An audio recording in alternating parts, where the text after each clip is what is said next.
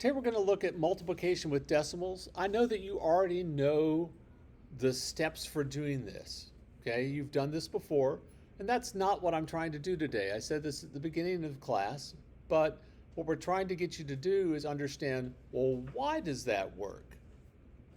Okay, so we'll start with some basic multiplication and simplification. So let's see, I've already picked people to do this. Let's see, desk 6 is, yes, Natalie. Yeah, 4 over 21 can't be reduced, right? All right. Sammy. I'm sorry? 6 over 25 also can't be reduced, right? Desk 4, well, there's no one in desk 4, so I guess I have to do this. So you start off with 12 over 72. If you get that, you should reduce it, though, to 2. Oh, to 1 over 6. It ends up reducing all the way down to 1 over 6. You guys do know about, and I just don't know what you know and what you don't, so that you could go ahead and divide now and go, that's 1 and this is 2. Do you do that? Have a banana, Mr. Davis. Why, thank you. I think I will. I need some feedback when I ask you, do you do that? I need a yes or a no. And I got no? You just go ahead and multiply it and then reduce? It's a lot faster if we do it this way. 3 goes into 9 3 times. And into 3 once. And now I've got 1 times 1 is 1 and 3 times 2 is 6. Bada boom, bada bing. All right. For this one, desk 12. 4, 8, 12. Yes, Christian. 21 over 100. Yeah, it's 21 over 100. So, in this last problem, this gives you an idea about how you could multiply decimals. So, for example, if we're multiplying 0.4 times 0.3, remember that's 4 tenths and 3 tenths. We could multiply them together, and we would get 12 100ths. And we can change that back into decimals. 12 100ths is 0.12. Notice you'll never need to reduce on those. So let's use the same pattern to multiply the following. So if I have 0.3 times 0.5, let's get some other people involved here. Desk, we already had someone from there. Who's in desk 9? Barrett, tell me how you could rewrite this. 3 tenths times 5 tenths. And that would be? 15 hundredths and 0.15. And that's 0.15. Excellent. Thank you, sir. Ben, what about the next one? 2 tenths times 4 tenths equal 8 over 100. Let me start over on that. You ever get to writing too fast and you're writing what you're thinking and not what you're writing? No? So what is this? 0.08. 0.08, because we want the 8 in the hundredths place. Very nice, thank you. Let's see, who's in desk 10? Yes, Paul, tell me how to do this one. Is it 4 over 100 Excellent. times 9 tenths? Gives me Is it 36 36 thousandths? 1,000ths, exactly right. So what's that as a decimal?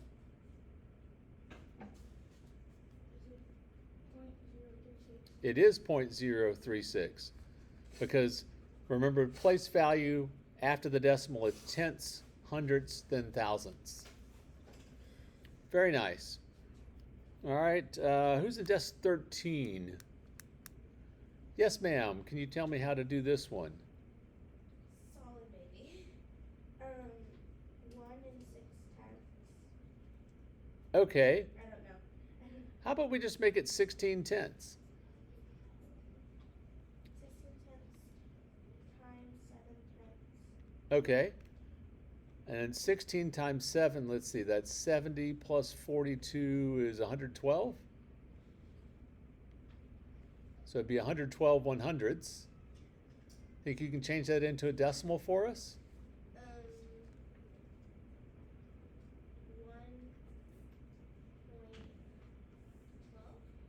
Exactly. Well done.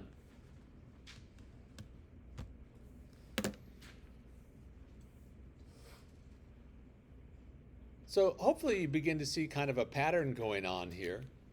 So let's look at number 3. James is a young mathematician, so he's always looking for the most efficient way to do routine, read easy problems.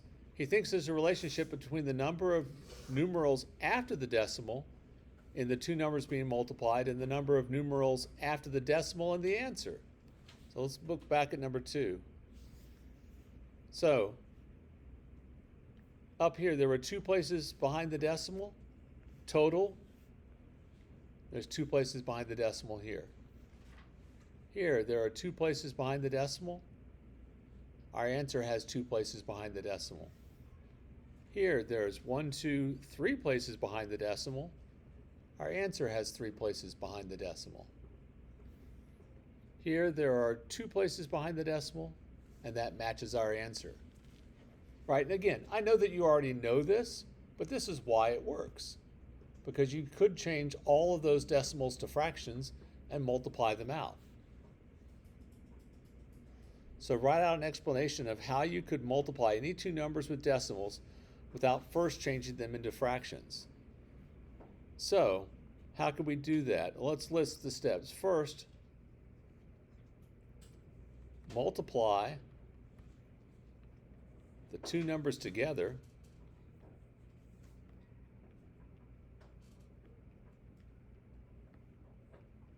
without any decimals.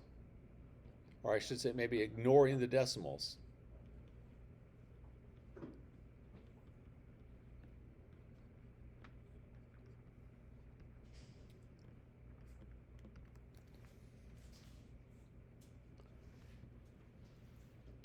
Second, count the total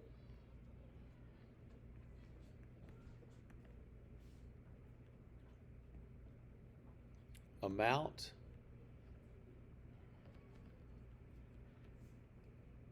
of numerals after the decimal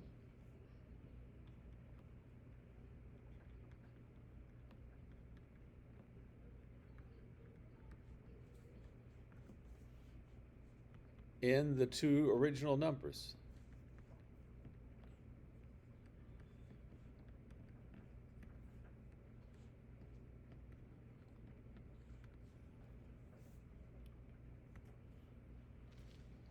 And then finally,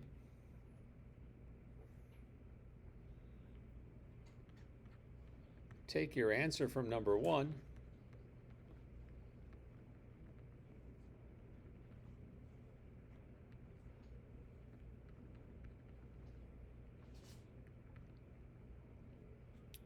and make it have the number of, or the answer from number 2 number of decimals places behind the decimal. I said that really badly. Someone say it better.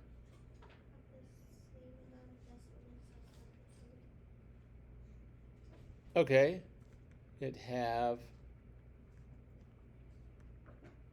the same number of decimals, or same number of places behind the decimal.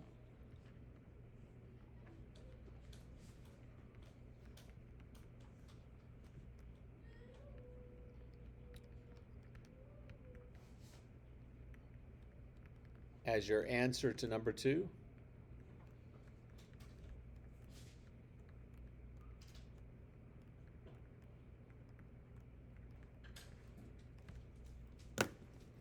Sometimes it's easier to do these than it is to write them out, isn't it?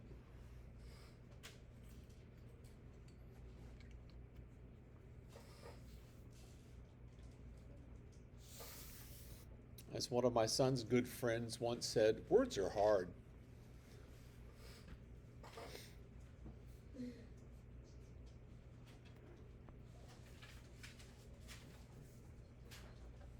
All right.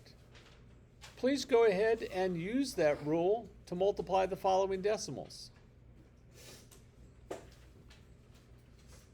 I'll give you a couple minutes to do that.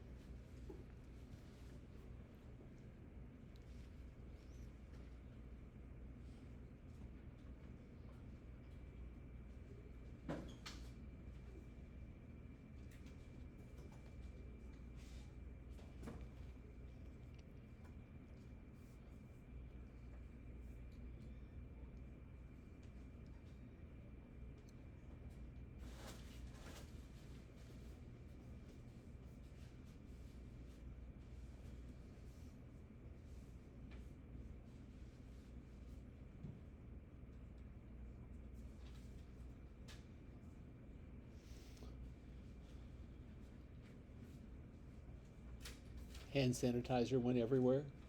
Yeah. Sorry about that. I need to clean those tops out so that they don't do that so much.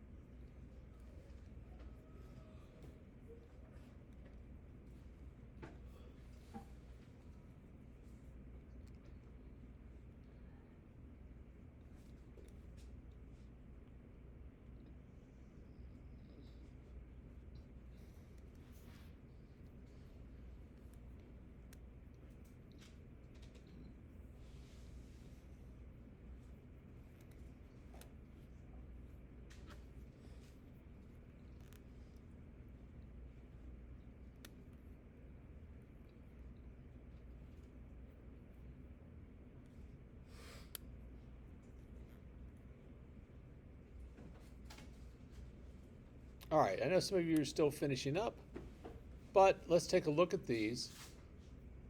There are several things that I want for you this year. I talked to you a little bit about it yesterday, that I want you to be better at thinking about the whys. Well, why does this happen?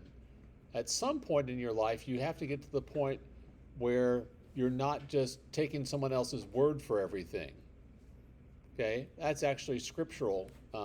In the New Testament, Paul compliments a group called the Bereans in that when he would preach to them, they would go home and check to make sure it matched Scripture. Okay? They verified that what he said was the right thing. Okay? At some point, you have to get to the place where you just don't take everybody's word for something. The second part is, I also want you to become better at mental math.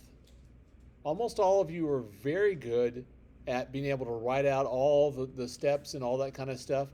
All these problems, I'd like for you to get to the place where you can do all these problems without writing anything down. Okay? Now, that may not happen immediately, but let me show you how I'm thinking through this. So on this one, in every single one of these, if I ignore the decimals, I've got a 1-digit number times a 2 or a 3-digit number. So on this, if I'm thinking about 43 times 6, I do not carry, I don't do any of that stuff when I'm doing these. I just think about it. And I actually go left to right. When you're doing it in your head, it's a lot easier if you go left to right. So, what is 6 times 4? 24. So, but that's actually 40 because it's in the tens place, right? 6 times 40 then is 240. I keep track of that number in my brain. It's not super hard. It's not a big, long number. And what's 6 times 3? 18. 240 plus 18? It's 258. And there are 2 places behind the decimal. I usually go back in and add them, but all right, let's do the same thing here. It doesn't matter which way we go. If we multiply just the 3 and the 8 together, what do we get? 24. How many places are there supposed to be behind the decimal? There's 2 here, plus 1 more there makes 3. So it's 0.24. Okay, here. That's a single digit. So 4 times 102.